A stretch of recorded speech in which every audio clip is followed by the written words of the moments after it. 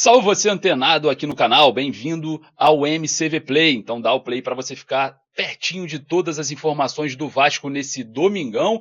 E olha só, hein, vamos falar e repercutir bastante sobre a derrota para o Volta Redonda no jogo treino, né? E a gente vai falar aqui, se não fosse o nosso meio de comunicação, até agora o Vasco não comunicou essa derrota, né? Você não ficaria sabendo.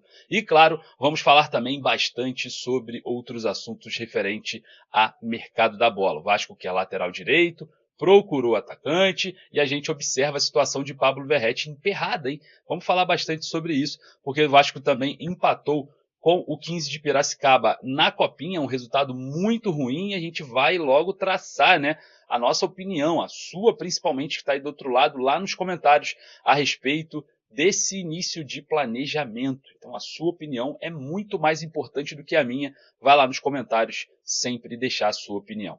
Mas antes da gente começar, corre aqui no primeiro comentário fixado e clique no link da Estrela Bet. A Estrela Bet é legalizada no Brasil, jogo legal, sem nenhum problema aí, tá tudo regularizado, e ela ainda quer te dar R$ 500 de bônus para você iniciar a sua banca em 2025 com palpites diretos aí, principalmente agora na Copinha e início do Campeonato Carioca. Então corre ali, ó, para você que é vascaíno de forma exclusiva, o link está no primeiro comentário fixado e resgate até R$ 500 de bônus. Beleza? Faz o seguinte, solta a vinheta, bora pro vídeo, porque hoje você precisa dar sua opinião lá embaixo para a gente debater sobre vários assuntos.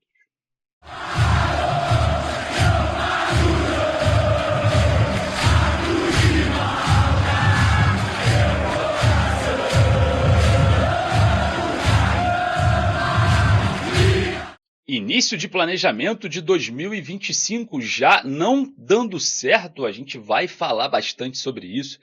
Vamos falar sobre o mercado da bola, vamos falar sobre a Copinha, que mais uma vez, né, o Vasco teve ali uma apresentação não muito boa para o seu torcedor, né? Lembrando que o Vasco foi campeão a última vez da Copa São Paulo de Futebol Júnior em 1992. A gente vai falar bastante sobre esses assuntos, porque eu quero começar aqui falando acerca do planejamento de 2025, né? O Vasco iniciou esse planejamento tirando os melhores jogadores da Copa São Paulo de Futebol Júnior, colocando ali junto ao profissional que vai iniciar o campeonato carioca. Primeiro teste, 3-0 para o Volta Redonda no jogo treino.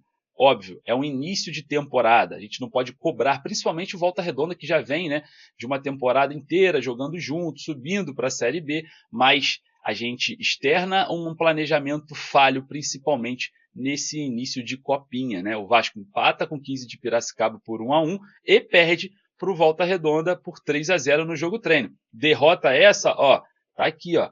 As redes sociais do Vasco não divulgaram. Nós soltamos essa informação logo quando acabou o jogo. Então, se não fosse a gente, vocês não saberiam que o Vasco teria perdido por 3-0.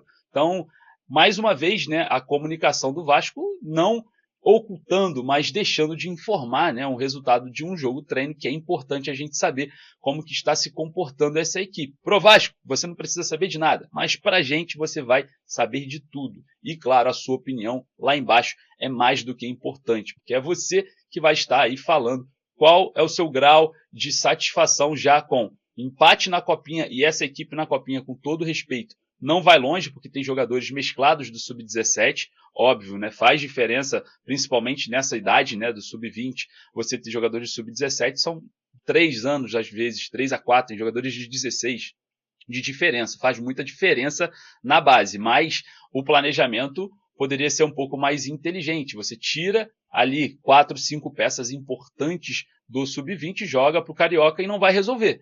Então, se não vai resolver, você volta com os garotos lá na Copinha e tenta vencer uma Copinha onde o Vasco não vence desde 1992, porque o torcedor do Vasco merece sim ter o seu orgulho. E a base sempre foi o orgulho do torcedor vascaíno e não pode deixar de ser por conta de um planejamento mal feito.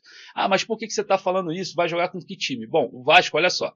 Se você tem um jogador de 18, 17, 20, 19 anos no profissional, e você vai utilizá-lo de forma temporária, porque o elenco principal volta, né, aos treinos e vai jogar parte do Carioca ali, vai pegar algumas rodadas iniciais, óbvio que vai, você faz o inverso, você vai no Sub-17, pega ali 3, 4 peças, não desfalca o sub-20 e inicia a mesclagem do sub-17 com os profissionais. Aí você não mata a copinha e o resultado no Carioca seria ou será o mais equilibrado, como se tivesse os garotos do sub-20.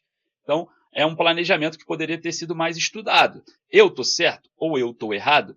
Eu não sei, eu queria saber a sua opinião, o que você faria. Então vai lá nos comentários deixar a sua opinião, porque a minha opinião, e não é a mais relevante aqui, é óbvio que não, todos nós somos iguais na opinião do nosso clube, mas a gente observando, eu acho uma falha que mata a copinha e não resolve no estadual. Você morre nas duas competições e isso não é interessante. Porque eu, particularmente, queria muito o Vasco avançando na copinha, eu queria muito ver essa equipe sendo campeã da copinha para valorizar ainda mais a sua base, para os clubes europeus observar mais ainda a nossa base, para nós termos ainda mais confiança dos jovens subindo para o profissional e muito mais, né? Eu acho que a sequência de um título de Copa São Paulo de Futebol Júnior é algo que seria muito interessante para o atual momento da base vascaína. Claro, vai lá nos comentários deixar a sua opinião. Bom, vamos falar sobre mercado da bola, porque o Vasco até agora não anunciou oficialmente nenhum reforço, a não ser o técnico Fábio Carille. Encaminhou algumas contratações, mas encaminhar não quer dizer contratar. E a gente observa o Vasco olhando o mercado para tentar buscar algumas peças também alternativas. E com isso o Vasco observou, sondou a situação do lateral direito Lautaro Vargas, jogador do União de Santa Fé, e a gente observa, né, um jogador de apenas 19 anos de idade, joga como lateral direito, está subindo, né, está em ascensão na sua carreira, né, eu estava observando os números do jogador, são números ainda muito baixos para aquilo que o Vasco necessita, mas pode ser aí um jovem em desenvolvimento no mercado sul-americano, né, o jogador tem contrato até dia 31 de dezembro de 2026 com o União Santa Fé. Então a gente vai observar, né, todo esse movimento do Vasco no mercado da bola. Falando em movimento, né, o Vasco buscou, foi um dos clubes a tentar ali informações do atacante Rony do Palmeiras, jogador que talvez não seja aproveitado no Palmeiras, tem contrato com o clube até dia 31 de dezembro de 2026, vem sendo pretendido por vários clubes no Brasil. E um deles que buscou informações foi o Vasco, né? O jogador que tem aí um salário considerado alto, né? Foi importante no Palmeiras, um jogador versátil no setor ofensivo, joga de centroavante, joga de ponta direita, joga de ponta esquerda, mas parece que um cenário de leilão que se avista, né? A gente observa que o Vasco deve recuar um pouco nesse interesse. Não deve ser também muito fácil, né? Ter um planejamento, um projeto para um jogador que tenha aí clubes que disputarão o Intercontinental, clubes que disputarão a Libertadores, buscando a contratação do atleta. A gente observa e vê o Vasco agitando o mercado dentro da sua possibilidade, mas já está demorando muito. Já está demorando muito toda essa movimentação, né, de contratações, precisa anunciar, né? O Cruzeiro já anunciou 5 reforços, tem clube que está anunciando reforço, e o Vasco até agora nada, é muita lerdeza, está muito devagar esse planejamento que poderia ter sido feito de uma forma um pouco mais otimizada, quando os jogadores chegarem, né, para serem apresentados, a gente já vai saber qual que é o andamento dessa temporada e o Vasco não vai conseguir explorar o marketing da surpresa, da empolgação do seu torcedor, até porque nenhuma contratação, né, até então vem empolgando ninguém, mas a gente precisa cobrar porque o Vasco precisa se movimentar. E falando em se movimentar, né, o Gilmar Ferreira, né, do O Globo, falou que a situação do Verratti está travada, situação que não está resolvida, e falou que o Verratti tem ali uma dificuldade, né, de encontrar uma solução junto ao Vasco. Ele falou que o Verratti estaria meio chateado por conta da falta, né, de velocidade nas negociações. O Vasco tenta renovar o contrato do Pirata, não só do Pirata, mas também de outros jogadores, principalmente do Léo Jardim, que avançou nos últimos dias, e a gente observa, né, com certeza, muitos clubes interessados na contratação do Verratti. E eu não duvido, tá? Eu não duvido, e aqui não é uma informação, e sim um achismo, que clubes vão aliciar o Verratti por trás do Vasco, aliciar para tentar fazer o jogador romper o seu contrato e assinar com outras equipes. Isso daí é, de fato, o único clube que não faz isso é o Vasco, mas o que mais sofre. Temos vários exemplos na história. Leandro Amaral, Conca, entre outros jogadores, Germancano, entre outros jogadores que sofreram, né, esse aliciamento por trás ali, e aí forçaram a saída. O Vasco ficou a ver navios. Espero que isso não aconteça de novo e a gente tenha, né, uma expertise de futebol o quanto antes. Fechou? Queria saber a sua opinião? Vai lá nos comentários, porque daqui a pouquinho eu volto com mais informações. Forte abraço, saudações vascaínas.